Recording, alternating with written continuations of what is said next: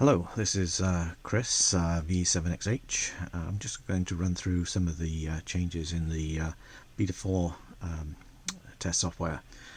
So let's first of all power cycle this and we'll switch it on, and we should see at the top this is Beta 4, and we notice a couple of things here.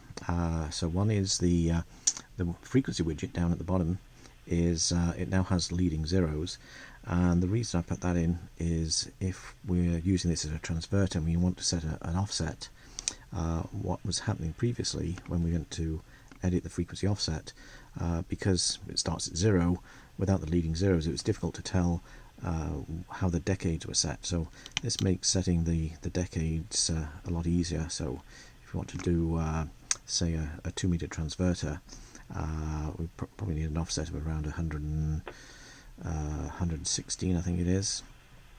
We're going to put this in, get out of edit and select 10 meter SSB. Oh, we're still in edit mode. 10 meter SSB. So now 29 megahertz from the exciter, or the local oscillator, corresponds to 145 megahertz, and we can tune around with our 10 meter frequency and display the 2 meter frequency. Okay, I'm going to set that back as it was with the 0 offset. So we need to change the decades and move that back down to 0. There we go. And we're back to the display reading the same as the oscillator. What else have we got? The keyer mode selection. So in CW, if we go to CW, then previously we had an odd combination of negative values for CW speed that set the different CW mode, and weighting negative values. That was very confusing. So what we now have is the key mode determines how those different keyer modes are going to be set. And there's also some text here to explain what's going on. So with keyer mode 0, that's just a straight key. I think I need to turn up the side tone a little bit. Side tone. Let's turn that up. There we go. Back to keyer mode. So that's just a straight key. If we change that to 1, then this is a iambic mode A. If we change it to B, 2, it becomes iambic mode B, and we get the extra dit, or the extra dot, at the end there.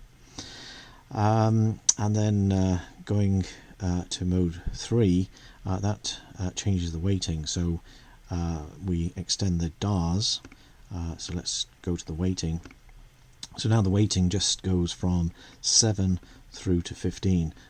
10 represents standard weight. It multiplies the length by 1.0. 15 multiplies it by 1.5. So, and if we change the mode to keyboard mode 4, then that extends both the dits and the DARs. So weighting,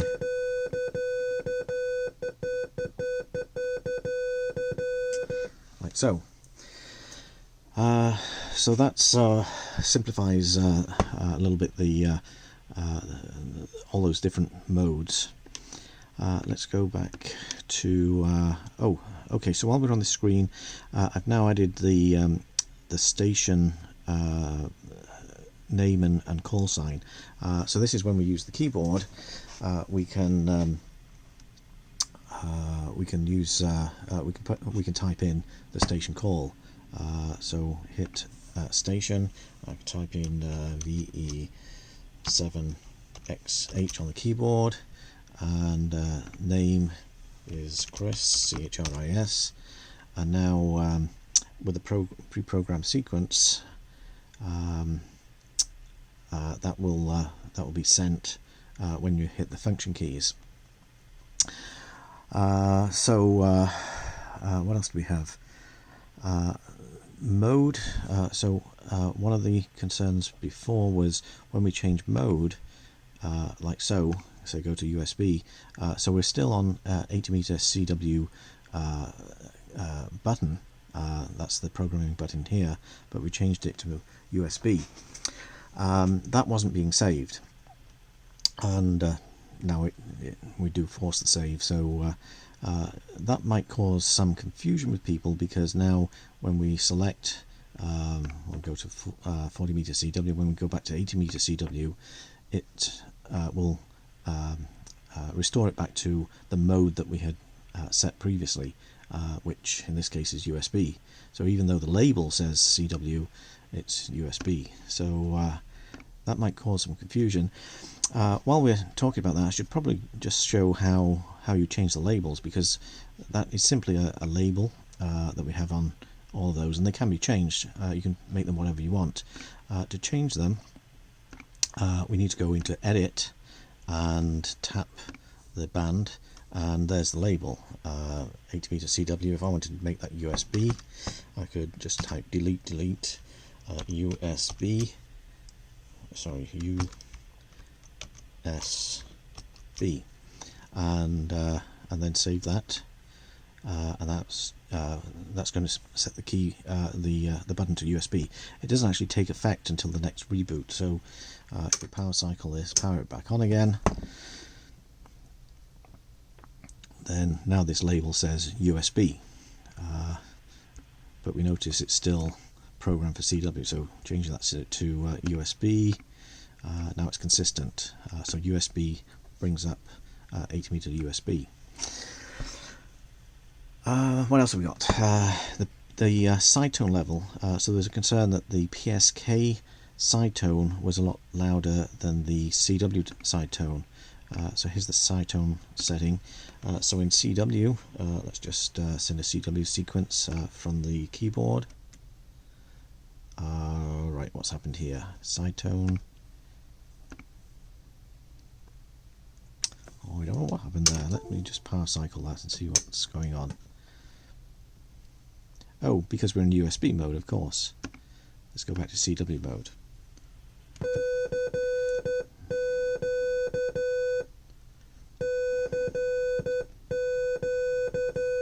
Okay.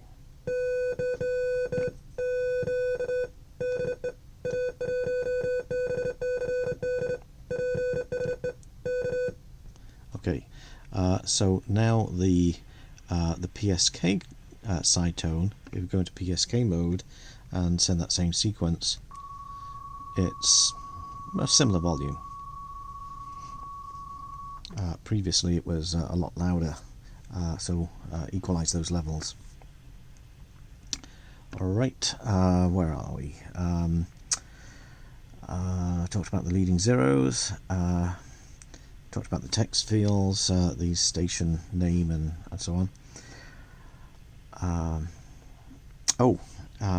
There was an issue here with when we went into advanced mode. The screen calibration was positioned exactly below that advanced button, and if you weren't careful, people went into screen calibration. So I moved those down a little bit, so there's no chance of making that mistake. I should probably also talk a little bit about the programming of the buttons. I should probably also, if people are going to be using the some of these function keys or the keyboard to send program sequences, you should probably just familiarize yourself with how we go about doing that. So in the settings, we can edit the keyboard functions. So we go to keyboard functions.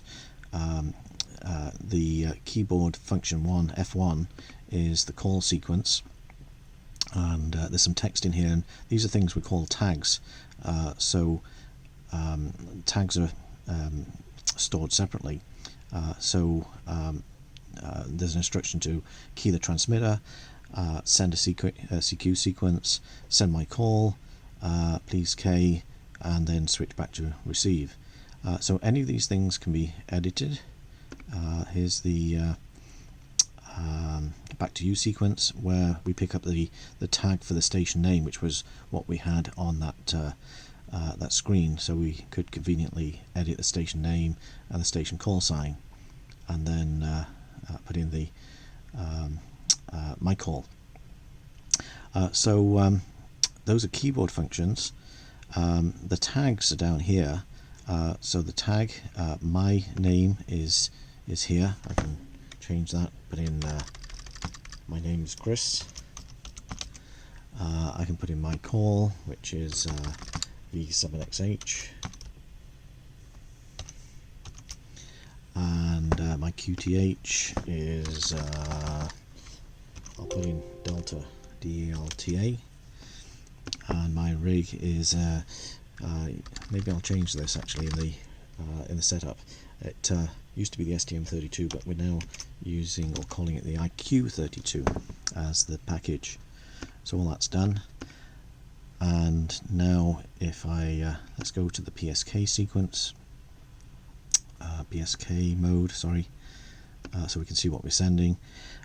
So the CQ sequence, if I send that now, hit F1, I get CQ, CQ, CQ, V7XH, please K. Or let's try the back to you sequence. Well, oh, I didn't put in station name.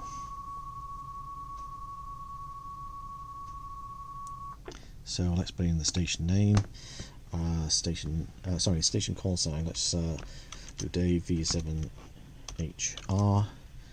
His name is Dave, D-A-D-A-V-E, and then hit F5 again. Well, Dave, back to you. V7HR from V7XHKN. So that's how we edit those. Also in the, let's go back to the screen here.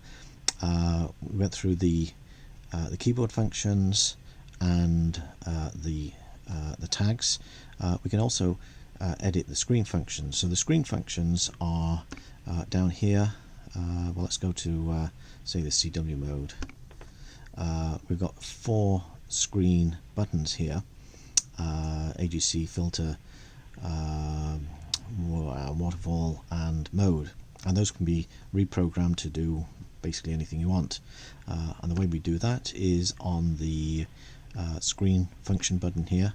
This is where all the keys are defined. They have labels, and each of the labels has a tag, which is an instruction associated with it. All these are defined in the manual. So in SSB mode, the 4 buttons that we show on the screen are there: AGC, waterfall, filter, and mode. So the AGC button, that's a programmed instruction for next AGC mode, and waterfall switches toggles between waterfall or spectrum. Filter says next filter, and mode, that also changes mode and filter, switches off the filter. So if you don't like these, you can set them however you want. Alright, I think that's pretty much everything for now, and have a play with it. Let me know if there are any issues. This is pretty close to what I expect to be releasing very soon as the official 1.1 software. 7-3 all.